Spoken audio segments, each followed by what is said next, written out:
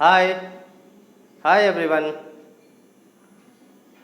क्या हाल चाल है सबके? मज़े?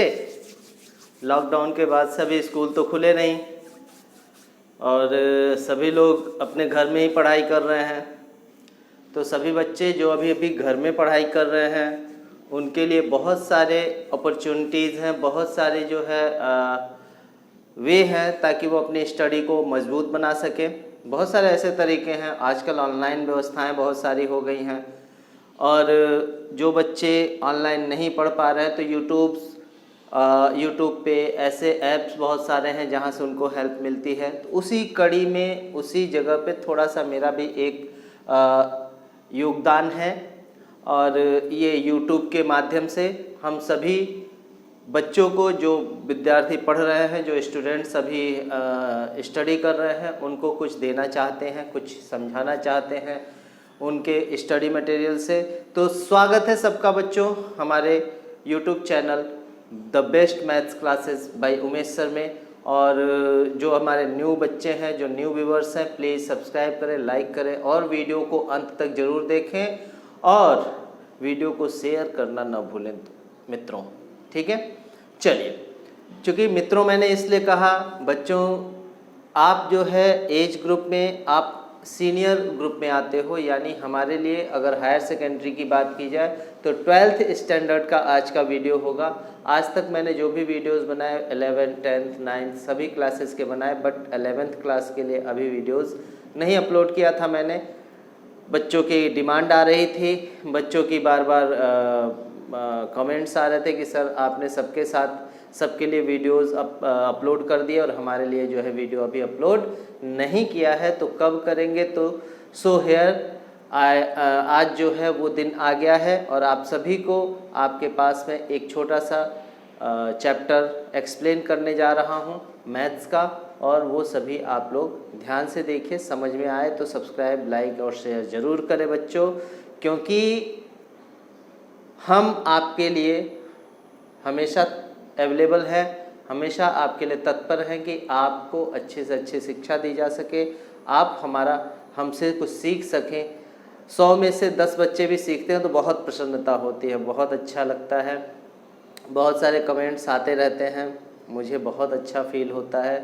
और जिन्होंने अभी तक सब्सक्राइब किया है मुझे, जो हमारे वीडियो चैनल पे हैं, उनको मैं तहे दिल से बहुत ही धन्यवाद देता हूं, अपने दिल से उनका आभार प्रकट करता हूं, ताकि वो इसी तरीके से बने रहें और अपने दोस्तों को भी इस चीज़ का फ़ायदा उठाने का मौका प्रदान करें, उनको भी शेयर करें और उनको भी जोड़ें, ताकि वो जो है हमारे चैनल से जुड़ करके अध्ययन कर सकें अच्छे तरीके से।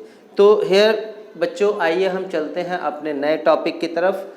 तो एक बार मैं फिर से बोलूँगा कि सब्सक्राइब करना ना भूलें हमारे चैनल को, और लाइक और शेयर करना तो बिल्कुल ना भूलें। और उसके अलावा सबसे इम्पॉर्टेंट चीज़ क्या है कि वीडियो को अंत तक ज़रूर देखें, बहुत मज़ा आएगा, बहुत अच्छा लगेगा, जहाँ तक मुझे लग रहा है। बाकी आप खुद ही देख सकते हो, देखने के बाद आपको समझ में आ जाएगा कि कैसा क्या रहा, ठीक है। तो आइए शुरू करते हैं, लेट्स गो अहेड। तो बेटा हम लोग अभी बात कर रहे थे इन्वर्स ट्रिग्नोमेट्रिक फंक्शन की, आज हम उसी पे चर्चा करेंगे। हमारा डिस्कशन जो होगा इन्वर्स ट्रिग्नोमेट्रिक फंक्शन की। तो सबसे पहले हमको इस पे ये समझना होगा कि इन्वर्स ट्रिग्नोमेट्रिक फंक्शन, इन्वर्स का मतलब क्या होता है। तो कोई भी फंक्शन अगर आपको दिया गया है, ओके, अगर कोई भी फंक्शन आपको दिया जाता है, ठीक है, जैसे मान लीजिए आपको कोई फंक्शन आपने पढ़ा होगा, रिलेशन फंक्शन चैप्टर पढ़ा होगा, उसमें F such that R belongs to relation अगर कोई दिया हुआ है, या यहाँ पे ये न करके आप ये समझिए कि एफ हम निकालते थे, एफ इन्वर्स निकालते थे किसी फंक्शन का। तो एफ इन्वर्स अगर हम निकालते थे तो वहाँ पे हमको एफ इन्वर्स मिलता था। अब जैसे मान लीजिए अगर हमारे पास F inverse Y is equal to X है, okay, F inverse Y is equal to X है, तो हम क्या लिखते हैं y is equal to F X. It means F X का इन्वर्स y है। इसमें दो चीज़ें हमको मेन समझनी होती हैं कि डोमेन क्या होता है और रेंज क्या होता है। रेंज और डोमेन, इन दोनों चीज़ों को समझिए, क्योंकि जब हम 1 to 1 फंक्शन की बात करते हैं, यानी जैसे मान लीजिए अगर यहाँ पे दो फंक्शंस आपके हैं, यहाँ a है और यहाँ 1 2 3 है, a b c है, तो a अगर 1 से रिलेट कर रहा है तो a फिर किसी और से रिलेट नहीं करेगा, a केवल 1 से ही रिलेट करेगा, b केवल 2 से अगर रिलेट कर रहा है तो 2 से ही करेगा, b 3 से नहीं कर सकता है। यानी 1 to 1 फंक्शन की बात यहाँ पे होती है। तो ये शॉर्ट चीज़ है, ये हम रिलेशन फंक्शन में पढ़ चुके होंगे। बट अभी हमको जो जानना जरूरी है वो ये है कि आखिर इसमें जो फंक्शंस दिए हुए हैं, जो भी फंक्शंस दिए हुए हैं, उनका इन्वर्स रिलेशन क्या होता है, इन्वर्स हम कैसे शो करते हैं उसको, और उसमें रेंज और डोमेन, उसमें रेंज और डोमेन का क्या रोल होता है उसको समझने की ज़रूरत है। तो चलिए हम ये करते हैं। तो हम ये समझ के चलें कि इसमें अगर आपके पास एफ इनवर्स का डोमेन अगर है आपके पास, यानी domain of F inverse is equal to क्या होता है, रेंज ऑफ एफ। ठीक है, रेंज ऑफ एफ, यानी फंक्शन का जो रेंज होता है वो उस फंक्शन के इनवर्स का डोमेन होता है। या फिर हम यहाँ पे लिख सकते हैं कि F inverse, range of F inverse, यहाँ पे domain of F inverse range of F होता है। ओके जी, और यहाँ पे रेंज ऑफ एफ इनवर्स क्या होगा, डोमेन ऑफ एफ हो जाएगा। इतना आप समझ करके चलिएगा कि यानी इनका उल्टा पुल्टा कुछ सिस्टम है कि अगर डोमेन का एफ इनवर्स का अगर डोमेन है तो वो एफ के रेंज के बराबर होगा, और अगर रेंज है एफ इनवर्स का तो एफ के डोमेन के बराबर होता है। ये हमको समझ करके चलना है। ओके जी, चलिए अब हम इसके बाद यहाँ पे बात करेंगे कि इसमें क्रॉस सिचुएशन, जो क्रॉस सिचुएशन है वो ऑलवेज बी हेल्ड हियर, हमेशा यहाँ पर क्रॉस सिचुएशंस बना रहता है। ये मैं आपको बता रहा हूँ। ओके, और इसको आप अपने कॉन्सेप्ट में रख लीजिए कि cross situation always be held here. Okay, clear that? Okay, चलिए अब हम आगे बढ़ते हैं। तो अब रेंज और डोमेन की बात करें तो अगर हम ये माने कि यहाँ पे ध्यान दीजिएगा, थोड़ा सा मैं एक टेबल बनाने जा रहा हूँ, उसको ध्यान से देखिए। अगर y is equal to sine inverse x है, y is equal to sine inverse x है, यहाँ पे ये f हो गया। ओके जी, और यहाँ पे जो है ये डोमेन हम लिख देंगे, तो इसका डोमेन क्या होता है और इसका रेंज क्या होता है। ये टेबल आपके लिए बहुत इंपॉर्टेंट है, इसको समझिएगा। तो y is equal to F inverse x है, तो इसका जो डोमेन होता है वो -1 से x and is equal to 1। Okay जी, और रेंज क्या होता है, -π/2 से x π/2 तक जाता है। ठीक है, अभी मैं इसको समझाऊंगा कि कैसे ये होता है। Don't worry, you need not worry about it. ठीक है, चलिए अगर y is equal to cos inverse x है तो उसका क्या होगा, रेंज, ओके सॉरी डोमेन। तो डोमेन उसका यही होता है, सेम डोमेन होता है, बट रेंज यहाँ पे थोड़ा सा अलग हो जाता है। ये 0 to π में जाता है। किस में जाता है, 0 to π में जाता है। यहाँ पे y कर लीजिएगा। Okay, sorry my mistake.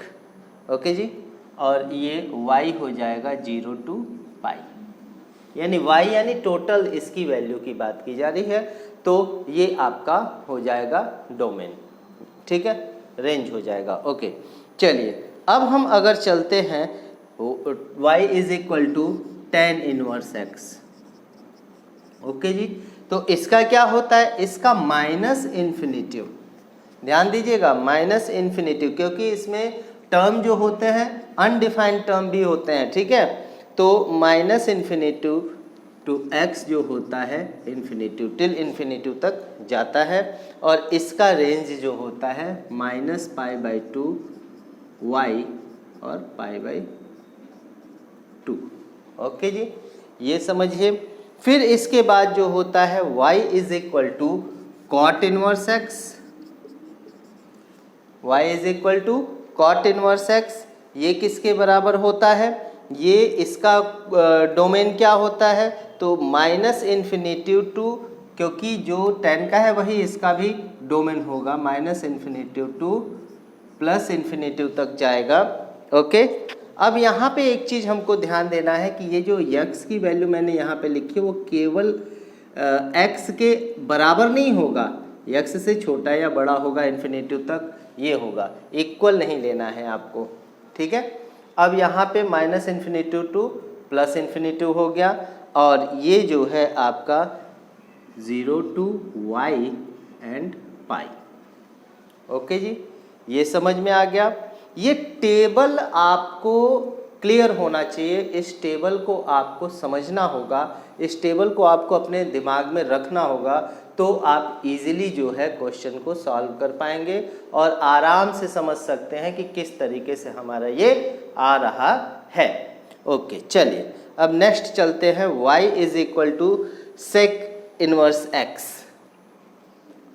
y is equal to sec inverse x।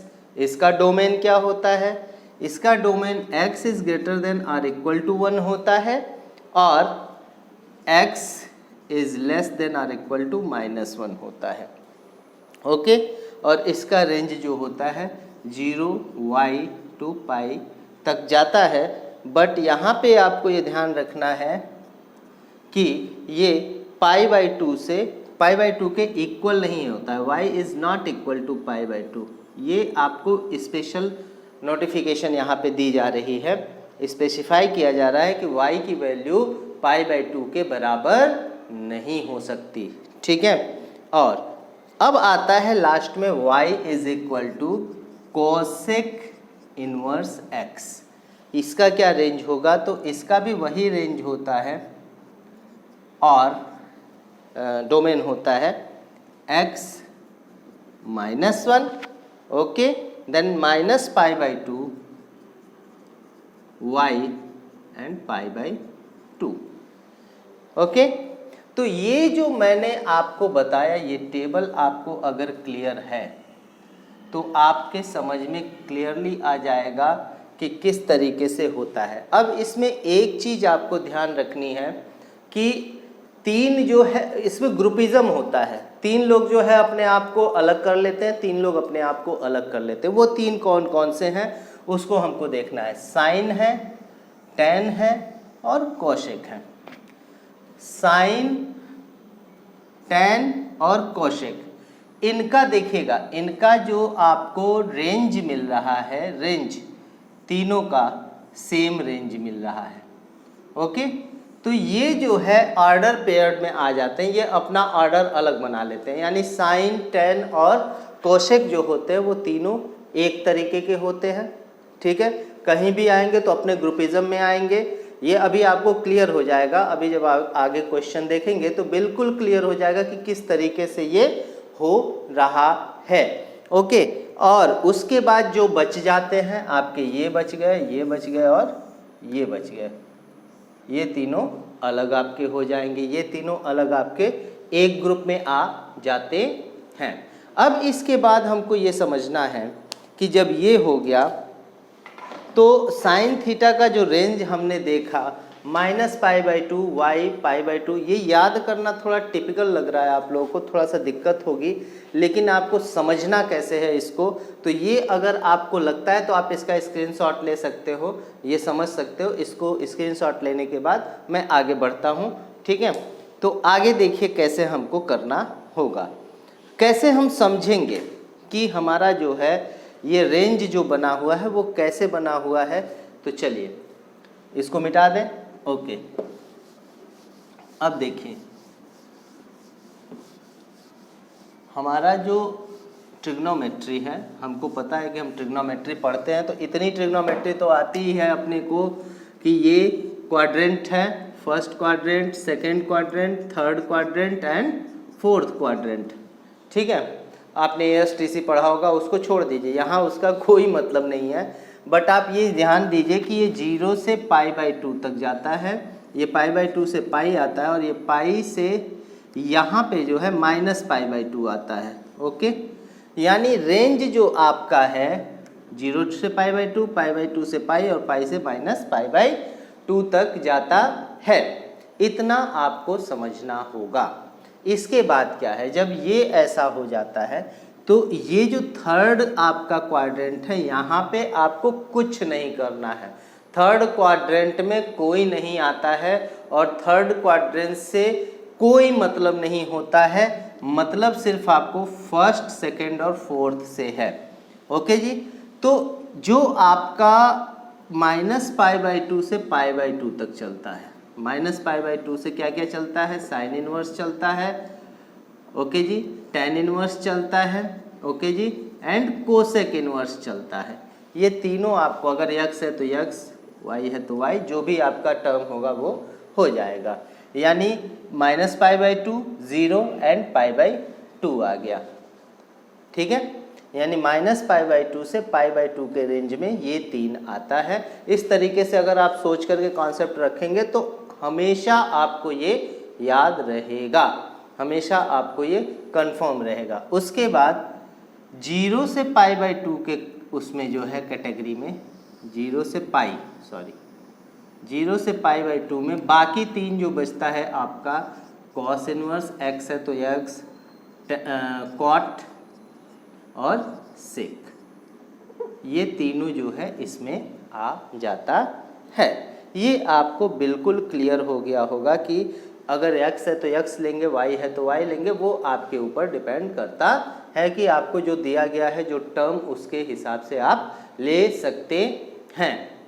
Okay जी, समझ में आ गया होगा मेरे ख्याल से कि अगर हम ग्रुपिज्म की बात करें उसमें, तो ट्रिग्नोमेट्रिक फंक्शन में, तो ये जो है आपका ऐसे हो जाता है। अब देखिए, आपके दिमाग में एक प्रश्न ये भी आ रहा होगा कि साइन इनवर्स x है, तो why we write it sin inverse x? There is an angle that theta is equal to, or tan theta is equal to x. Then we have to, if we want to write it in the form of theta only. इसको अगर हम theta को free करते हैं, then theta is equal to, हम it will write it can tan inverse x, it will write as tan inverse x। इसको हम लिख सकते हैं theta is equal to tan inverse x लिख सकते हैं। ओके, तो इसी तरीके से ये सारी चीज़ें हैं। ओके जी, समझ में आई बात? ये जस्ट एक एग्जाम्पल है, इसको आप इससे रिलेट मत कीजिएगा। इसको मैं समझा रहा हूँ कि इनवर्स में क्यों लिखते हैं, उसके लिए मैंने ये बताया आप लोग को। ओके जी, चलिए अब इसके बाद बहुत सारे अपने थियरम हैं इसमें, उसको भी हमको जानने की ज़रूरत है कि वो थियरम क्या है। ठीक है, तो चलिए थियरम की ओर बढ़ते हैं। जैसे हम यहाँ पे फार्मूले की कुछ बात कर लें, वो फार्मूले की तरह ही यूज किए जाते हैं, तो हमारा क्या हो जाता है उसको भी समझने की ज़रूरत है। अब देखिए फार्मूला क्या होता है कि आपका साइन इनवर्स -x अगर है, ओके, तो आपका क्या बनेगा? ओके जी, कॉस इनवर्स -x है तो आपका क्या बनेगा? ओके जी, और tan इनवर्स -x है तो आपका क्या बनेगा? ये ध्यान रखिएगा। यानी ये जो होता है, अगर साइन इनवर्स -x है तो इसको माइनस साइन इनवर्स x लिखा जाता है। tan इनवर्स -x है तो ये माइनस tan इनवर्स x होता है, और कोसेक इनवर्स -x है तो ये माइनस कोसेक इनवर्स x लिखा जाता है। अब देखिएगा, मैंने अभी बताया आप लोगों को कि ये तीनों जो है ग्रुपिज्म है, तीनों का अपना एक ग्रुपिज्म है, और ये ग्रुपिज्म के तहत ही काम करते हैं, तीनों अपने ग्रुप में ही रहते हैं। तो अगर इसमें माइनस है तो ये माइनस पॉप आउट कर रहा है, यहाँ माइनस दिख रहा है, यहाँ पे माइनस शो हो रहा है, यानी ये तीनों का सेम। अगर यहाँ ये माइनस आ गया तो इसका भी माइनस आ गया, इसका भी माइनस आपको मिल गया। लेकिन वहीं अगर हम बात करें कि कॉस इनवर्स माइनस एक्स है, then cos inverse minus x को हम क्या लिखेंगे, तो pi minus cos inverse x लिखा जाएगा। Okay, pi minus cos inverse x लिखा जाएगा। सेक इनवर्स एक्स को क्या लिखा जाएगा, सेक इनवर्स माइनस एक्स को pi minus sec inverse x लिखा जाएगा। कॉट इनवर्स एक्स को क्या, माइनस एक्स को क्या लिखा जाएगा, pi minus cot inverse x लिखा जाएगा। ये आपके ये तीनों के अलग ग्रुप है, यानी ये ग्रुप ए मान लीजिए अगर आप मानना चाहें तो, और ये ग्रुप बी मान लीजिए। तो ग्रुप ए और ग्रुप बी की यहाँ पर आपस में थोड़ी बनती नहीं है, वो तीन अलग कैटेगरी को अपना लेते हैं और ये तीनों अलग कैटेगरी को अपना लेते हैं। अब इसके हिसाब से ये काम करते हैं, ठीक है जी। अब हम चलते हैं, इसके बाद और भी फार्मूले हैं अपने, वो फार्मूलों को समझ लेते हैं। जैसे मान लीजिए इसको और इसको, यानी साइन इनवर्स एक्स पॉजिटिव की बात कर रहे हैं, निगेटिव नहीं लेते हैं, ठीक है। अब अपने पास बात आती है कि sign inverse x plus cos inverse x, ये हमेशा ध्यान रखिएगा कि sign inverse x plus cos inverse x बराबर क्या होगा, सॉरी दोनों जगह कॉस इनवर्स एक्स ही लिख दिया। Okay, sine inverse x plus cos inverse x बराबर क्या होगा, tan inverse x plus cot inverse x is equal to क्या होगा, okay, and sec inverse x plus cosec inverse x is equal to क्या होगा। तो इन सब के बराबर पाई बाई 2 होता है, pi upon 2 and pi upon 2। ये सुपर फार्मूला है, ठीक है। ये जो फार्मूला है ये बिल्कुल सुपर डुपर फार्मूला है। इसको हमेशा कहीं भी मिले, जहाँ भी आपको ऐसा फॉर्म दिखे, तुरंत आप वहाँ पे पाई बाई 2 पुट कर दीजिएगा, दैट्स इट। आपका चैप्टर का वो क्वेश्चन जो है किल हो जाएगा, क्वेश्चन क्लोज हो जाएगा, ठीक है। समझ में आ गई बात। इसके बाद हम जो है बात करेंगे कि अगर आपके पास tan इनवर्स, देखिए ये फार्मूला बड़ा ही इम्पॉर्टेंट है, उसमें कुछ बच्चे गलतियां करते हैं। वो गलतियां क्यों करते हैं और कैसे करते हैं उसको मैं समझाने जा रहा हूं कि उसमें अक्सर गलतियां क्या होती हैं उसको समझ लीजिएगा। वो कंडीशंस क्या क्या हैं जिसमें वो गलतियां करते हैं बच्चे, ठीक है। तो इसको मैं मिटा देता हूँ। आइए अब चलते हैं। जैसे आपको दिया हुआ है कि tan inverse x, okay, plus tan inverse y is equal to tan inverse x plus y upon 1 minus